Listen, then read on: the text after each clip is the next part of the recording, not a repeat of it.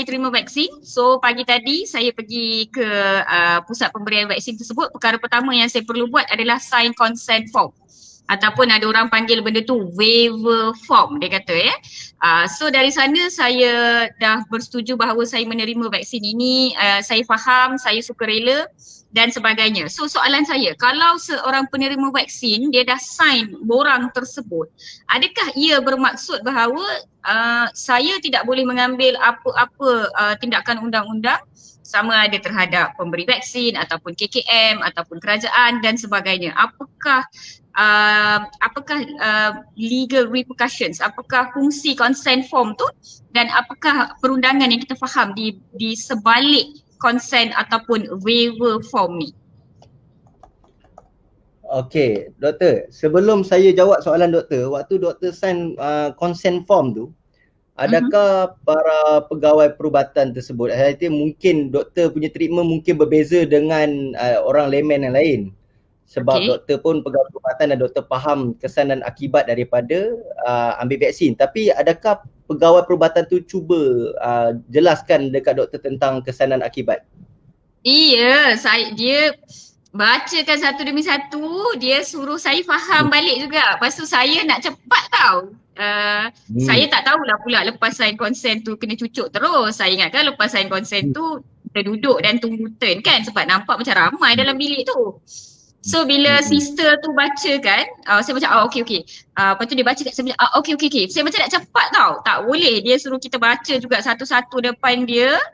Dia make sure dia tanya balik faham ke, ada soalan ke, faham ke, ada soalan ke. Lepas tu baru dia bagi kita sign. Dan apa yang dah dipesan kepada kami adalah dalam borang tu, sebab kami dinasihatkan untuk print siap-siap 2 kopi dan bawa ke pusat vaksinasi untuk cepatkan proses tu. So kita boleh isi semua maklumat, nama dan sebagainya, tapi tak boleh tanda tangan dulu. Dah sampai kat situ baru kena tanda tangan di depan mereka dan petugas tu sign tanda tangan sebagai saksi. So saya pun berbuat perkara sedemikian, tapi dia tak nak sikit-sikit pun, dia memang nak bacakan juga. Kenapa tu Tok Mahmud? Sebab tu guys, you all kena jelas, okay. Sebenarnya tanggungjawab MOSTI dan KKM ni sangat berat. Okay, silap cuai sikit, siap kan, because semua orang tengah perhati je. Semua tengah perhati je kan. Yalah, tengoklah apa yang berlaku kan. Ada seorang sakit sikit ke kan, terbatuk sikit ke, apatah lagi seorang orang mati ke lepas ambil vaksin ke, mereka akan ditarik. Story ni akan tarik, dia akan gunakan sebagai satu bullet lah against kerajaan. Dia bukan apa, sebenarnya consent form ni punya prinsipal ni dia telah jelas kan, undang-undang dalam consent form ni dah settle melalui satu kes dia panggil Fufuena Principle tau. Ni satu kes yang diputuskan di Mahkamah Persekutuan, yang mana Mahkamah Persekutuan ni dia kata 2 elemen ni kalau orang gagal untuk bukan orang, maksud profesional tu gagal, pegawai perubatan gagal untuk make sure 2 elemen ni difahami oleh pihak penerima vaksin ataupun apa saja jenis pembedahan ke, ubat-ubatan ke, treatment ke, consent form tersebut terbatal. Maknanya immunity yang diberikan oleh pihak pesakit kepada pihak doktor terbatal. Apakah ia? Pertama sekali, seorang doktor mempunyai tugas untuk jelaskan dia punya kesan dan akibat daripada apa-apa rawatan yang diberikan. Dia punya cause and effect tu, doktor tu, pegawai perubatan kena make sure dia betul-betul faham. Kalaulah makcik tu tak boleh nak baca, dia kena terangkan. Kalau pakcik tu tak faham bahasa Melayu, dia kena cakap orang putih. Tak faham orang putih, dia kena panggil translator, baru cakap bahasa Cina. Tak faham bahasa Cina lah. So dia kena make sure dia betul-betul faham. Yang kedua, dia kena make sure yang dia faham seluruh konteks consent form tersebut. That's why waktu doktor tadi, bila doktor nak sign tu, dia tanya doktor faham ke kan?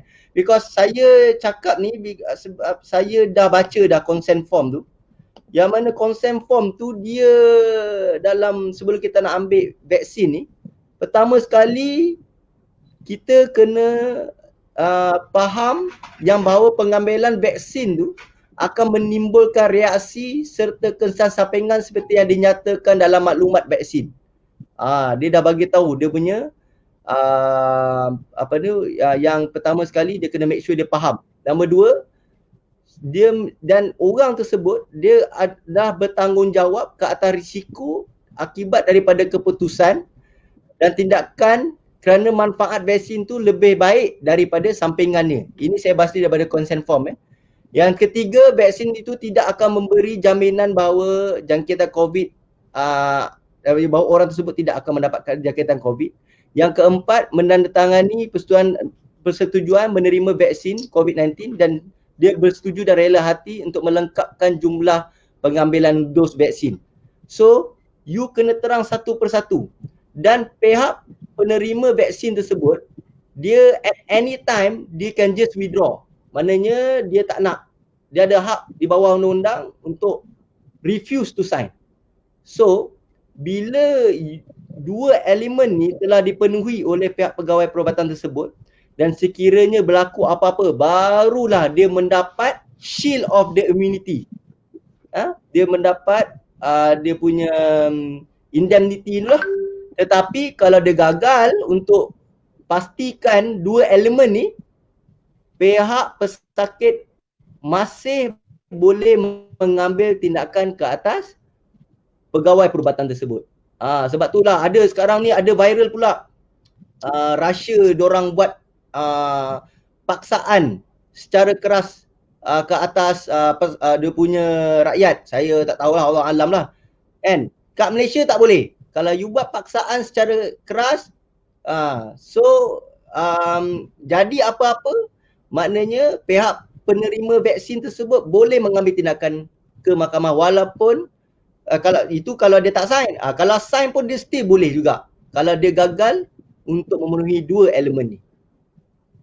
Okey, kalau macam tu, mengikut apa yang saya faham dengan apa yang Tuan Mahmud terangkan ya, maksudnya orang-orang yang duk viral, orang-orang yang duk komen cakap yang ambil vaksin ni pihak kenapa kalau saya ambil vaksin saya tak boleh saman kerajaan, kenapa kalau saya dah ambil vaksin pihak pengeluar ataupun pihak kerajaan ada blanket immunity, apa-apa jadi kat awak pun tak ada siapa tanggung.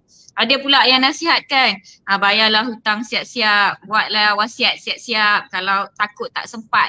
So saya nak recap balik apa yang Tuan Mahmud cakap.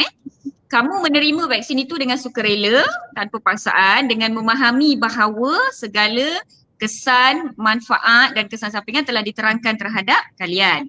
Dan yang paling penting, apa yang Tuan Mahmud cakap tadi dia kata apabila ia telah diterangkan secara begitu dan dia betul-betul ikut standard of operating procedure, memang ikut guideline, di situ sahaja pihak pemberi ada immunity.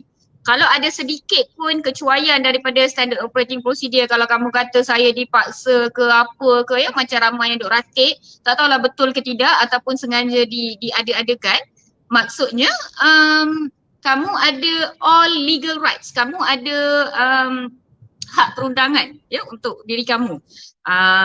Pada pendapat saya lah, dan bagi saya kan Tuan Mahmud, sebenarnya consent form vaksin ini bagi saya sebagai seorang doktor, ia agak sama dengan consent form lain yang dah ada di bidang perubatan buat masa sekarang. Contohnya consent pembedahan, consent penerimaan rawatan, consent dan sebagainya. Ia tidak bermaksud kamu tak boleh ambil apa-apa tindakan perundangan. Kamu dah sign sebelum buat operation, contohnya pembedahan untuk appendix.